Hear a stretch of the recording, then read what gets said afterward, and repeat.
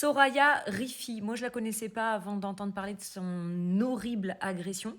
Honnêtement, ce qui lui est arrivé, c'est terrifiant. Elle a été victime d'un d'un violent homejacking en fait, mais ils se sont pas contentés de lui voler ce qu'elle avait. Ils l'ont tabassée, ils l'ont aspergée d'eau de javel et à un moment donné, elle serait tombée dans les pommes et elle pense avoir été vie.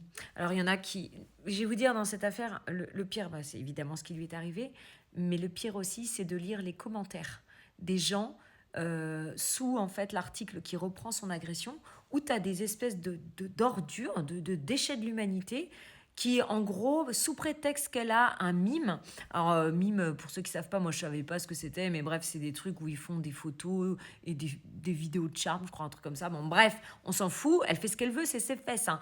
Eh bien, il y en a qui ont dit, de toute façon, elle l'a bien cherché, elle a un mime, elle cherche que ça, elle était certainement consentante. Et que des trucs comme ça.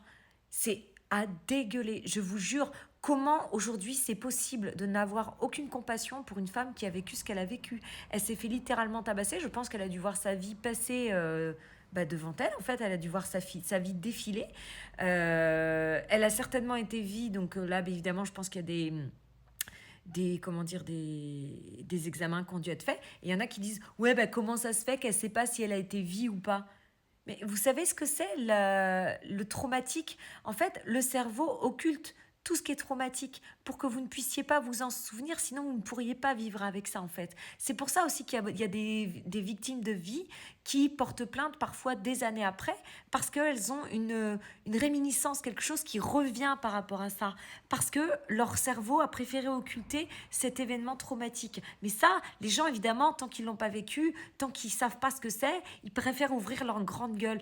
Et sous prétexte que c'est une influenceuse, qu'elle est botoxée, que ci, que ça, eh bien les gens n'ont aucune pitié pour elle. C'est une honte. C'est une honte. Ce qu'elle a vécu, mais je le souhaite même pas à mon pire ennemi. Franchement, c'est horrible. Mais j'imagine même pas le traumatisme qu'elle a dû vivre. Et était des gens qui osent commenter en disant que elle l'a bien mérité. Enfin, vous êtes à dégueuler. Les gens comme ça, franchement, vous faites partie du problème.